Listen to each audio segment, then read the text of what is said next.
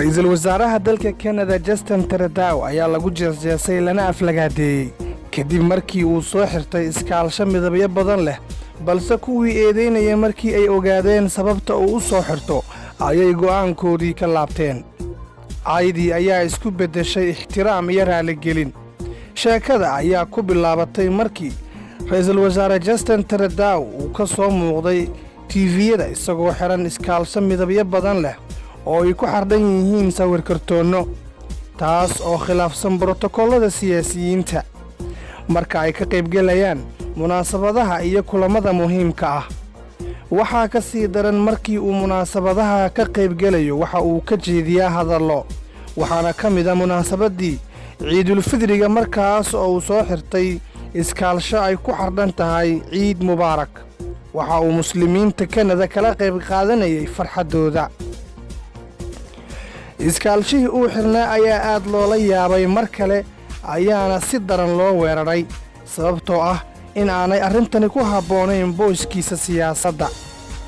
inkastoo si daran loo weeraray, haddana Justin Trudeau marnaba kama laaban go'aanadiisa ilaa goor dambe ay iskaalshahaasi soo muujiyaan qofnimadiisa.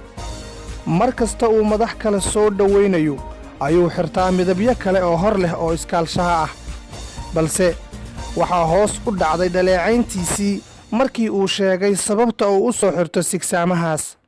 waxaa la ogaaday in ra'iisul wasaare Justin Trudeau uu taageero shirkad soo saarta iskaalshaha, taas oo uu leeyahay wiil ka mida dadka aan caqli ahaan dhammaystirnayn, kaas oo lagu magacaabo John Conan. shirkaddan oo samaysa iskaalshaha ayuu furtay John sannaddii 2016. 50% shaqaalihiisu waa dadka aan caqli ahaan dhammaystirnayn. sidoo kale wiilkan ayaa qayb ka mida faa'iidadiisa ku taageera dadka xanuunkaas qaba. qisadii ayaa baahday. Justin Trudeau ayaa la kulmaya bogaadin iyo raaligelin. shirkaddii John ayaa caan noqotay, magaceedana meel sare ayuu gaaray. I'm John. He's my partner. Most money. Yes, my dad. And we are Josh Crazy Socks.